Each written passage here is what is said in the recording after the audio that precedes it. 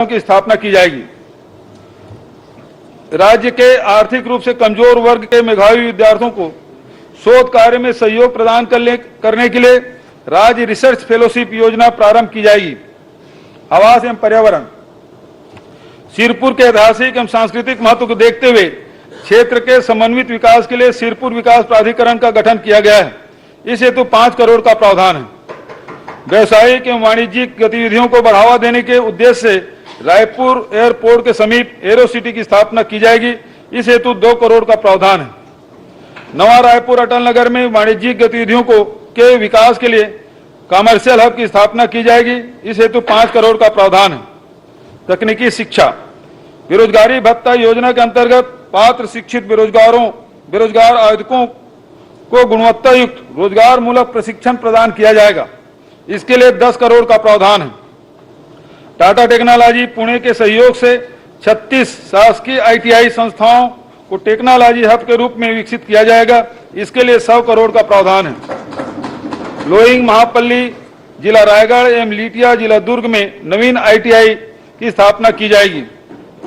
समाज कल्याण, छत्तीसगढ़ राज्य के शिल्प कल्याण बोर्ड के संचालन हेतु नवीन सेटअप का प्रावधान है। वरिष्ठ नागरिकों, उभयलिंगी व्यक्तियों, विधवा परित्यक्ता महिलाओं एवं दिव्यांगजनों की समस्याओं के ऑनलाइन समाधान हेतु सियान हेल्पलाइन सेंटर एवं टोल फ्री नंबर की स्थापना की जाएगी। इसके लिए 1 करोड़ का प्रावधान है। उभयलिंगी व्यक्तियों के शिक्षण, प्रशिक्षण तथा रोजगार हेतु प्रतियोगी परीक्षाओं की तैयारी में सहायता के लिए नवा पिलर योजना प्रारंभ की जाएगी। इसके लिए 25 लाख का प्रावधान है। ग्रामोद्योग, भारतीय हथकरघा प्रौद्योगिकी संस्थान चांपा के भवन निर्माण एवं प्रयोगशाला उपकरण क्रय हेतु 5 करोड़ का प्रावधान है। लोक निर्माण, प्रदेश में अधोसंरचना विकास एवं पूंजीगत व्यय को प्रोत्साहित करने के लिए लोक निर्माण विभाग के बजट में कुल 7,651 करोड़ का प्रावधान है।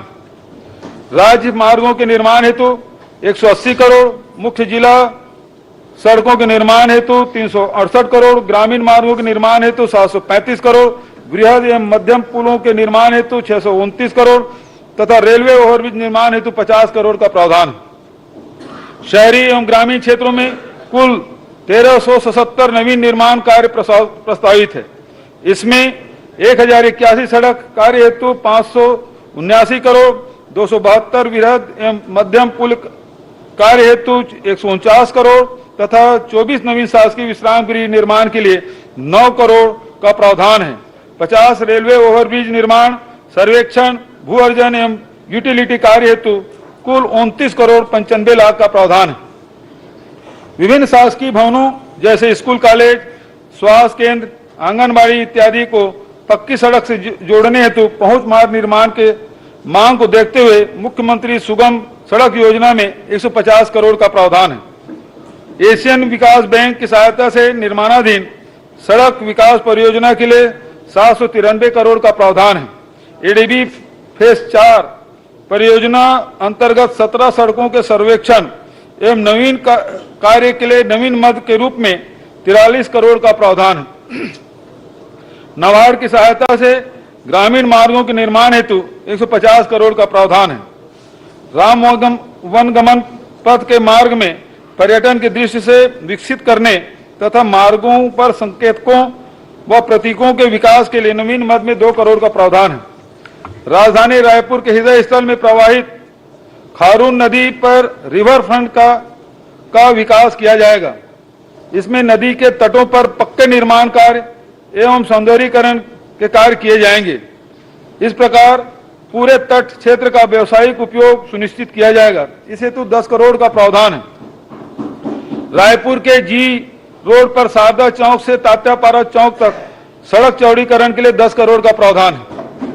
रायपुर में तेलीबांधा फ्लाईओवर के निर्माण हेतु नवीन मद में प्रावधान है।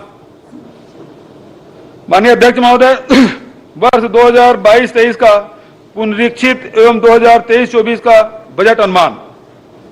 अध्यक्ष महोदय, अब मैं वर्ष 2022-23 का पुनरीक्षित एवं 2023-24 का बजट अनुमान सदन के समक्ष प्रस्तुत करता हूं।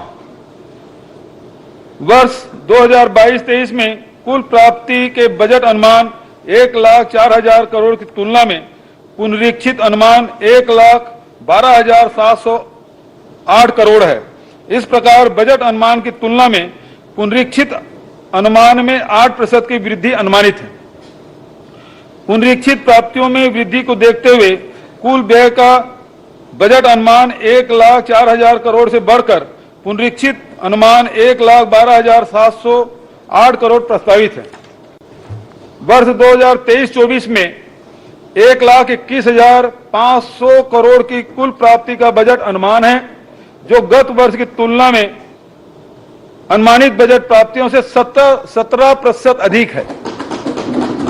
कुल प्राप्तियों में राज्य के राजस्व प्राप्तियां 56,200 करोड़ और केंद्र से प्राप्तियां 49,800 करोड़ एवं पूंजीगत प्राप्तियां 15,000 करोड़ अनुमानित है। वर्ष 2023-24 के लिए विनियोग का आकार 1,32,370 करोड़ का है।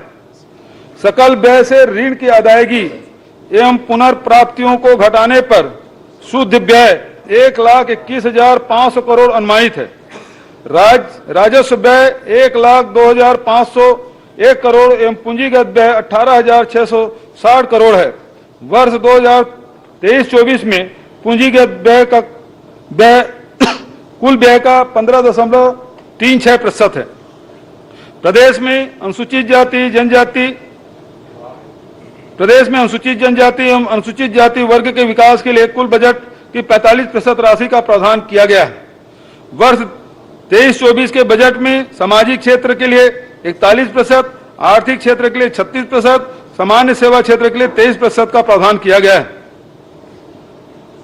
राजकोषीय स्थिति। अध्यक्ष महोदय, यह कहते हुए मुझे संतोष है कि राज्य के स्वयं के राजस्व प्राप्तियों को बढ़ाने की दिशा में किए जा रहे हमारे प्रयास का परिणाम सकारात्मक रहा।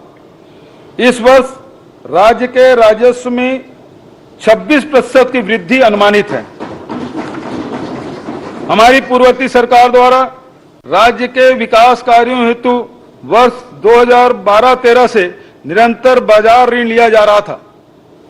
विगत 3 वर्षों में कुशल वित्तीय प्रबंधन अपनाते हुए वर्ष 2022-23 में हमारी सरकार ने अब तक बाजार से ऋण नहीं लिया है। वर्ष 2021-22 के वित्त लेखे अनुसार 4,642 करोड़ का राजस्व अधिक रहा है। चालू वर्ष में माह जनवरी 2023 के लेखानुसार भी 4,471 करोड़ के राजस्व अधिक की स्थिति बनी हुई है। वर्ष 2021-22 के वित्तीय लेखे के अनुसार वित्तीय घाटा राज्य के सकल घरेलू उत्पाद का 0.17% रहा है। चालू वर्ष में माह जनवरी 2023 की स्थिति में राज्य सरकार का शुद्ध ऋण -788 करोड़ है। राज्य का वास्तविक ऋण भार जनवरी 2023 की स्थिति में राज्य के सकल घरेलू उत्पाद की तुलना में 17.90% है। इसी अवधि में भारत सरकार का ऋण भार सकल घरेलू उत्पाद की तुलना में 48% है। राज्य का सकल वित्तीय घाटा 15,200 करोड़ अनुमानित है, क्योंकि राज्य के सकल घरेलू उत्पाद का 2.99% है। इस प्रकार FRBM एक्ट में निर्धारित 3% की सीमा में ही है।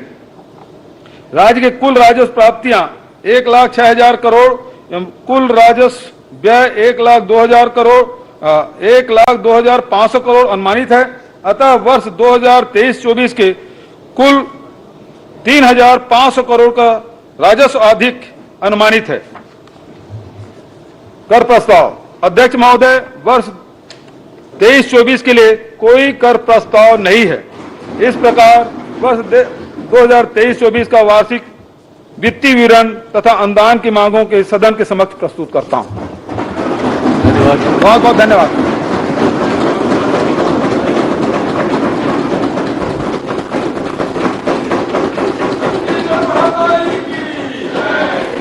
मैं सोमवार दिनांक 13 मार्च 2023 की तिथि आय व्यय पर सामान्य चर्चा के लिए नियत करता हूं। आय व्यय में सम्मिलित अनुदानों की मांगों पर प्रस्तुत किए जाने वाले कटौती प्रस्तावों की सूचना मंगलवार दिनांक 7 मार्च